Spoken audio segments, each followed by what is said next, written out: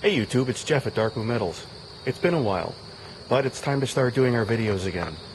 Now, for those of you who actually saw the last update, you may know that my father passed away. And Dana and I took a couple of months off the shop.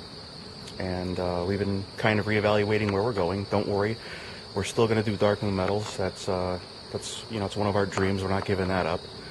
I took the last update down because I really only wanted it up to let people know what was going on and where we went. But this morning, I actually have a project in the shop. It's a small TIG welding project on an aluminum frame. I have a regular, well, I guess 9-to-5er. Since February, it was supposed to be a temporary job, and it turned into full-time. I'm one of the technicians at a plastics company. And I know that kind of sounds a little bit out of my league because I work with metal all the time, but I am the resident welder at a plastics company. I know what you're thinking. Why would a plastics company need a welder? Well, to make a long story short, one of the mainstays of this company is we restore marine hatches. And we are one of the largest hatch restoration companies in the world. We get them in, we strip out the old acrylic lens, we manufacture a brand new one, reseal it, put a new lower gasket on it, put all the hardware back on it, and then send it back out to the customer. My task, every once in a while, the hinges of these hatches is where all the stress on the aluminum part of the frame is, and those frames have a tendency to crack. So I am the resident welder. Every time we get a hatch in that needs to be welded or repaired, it comes here to Darkmoon Metals, and I do the repair job on it. So that's what I need to do this morning before I head out to my my other job. I figured I'd share that with you guys this morning, just so you could see what I've been up to. Needs weld. Yep, that's usually the way they come to me. This is a size 70 Lewmar Super Hatch. And super hatches aren't made anymore, which is one of the reasons why people will go to the extra lengths to get them repaired. As you can see, this frame is not joined. The weld that was there is almost non-existent from the factory. Now, where this weld is, it's under one of the hinges, which is kind of nice because it hides the weld itself, so it looks like it's one seamless frame. But they ground the weld down too flush to the frame, and I guess they didn't have good penetration, so the weld split.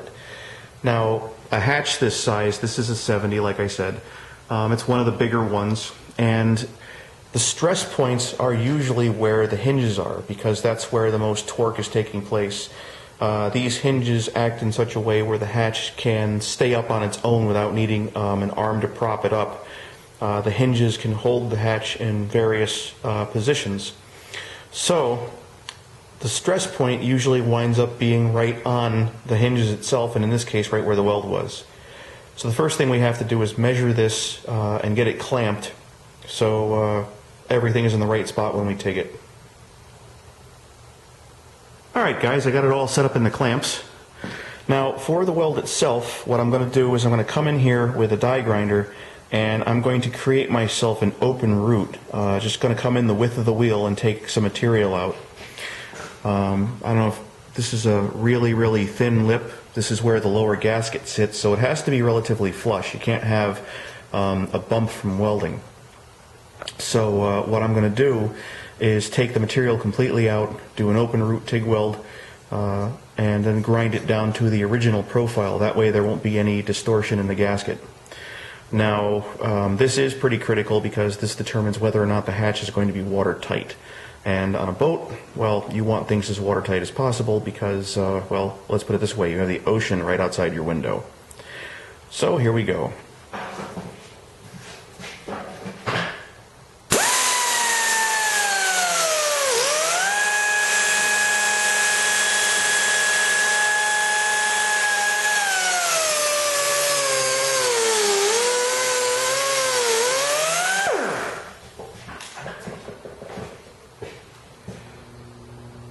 Alright guys, here's my open root.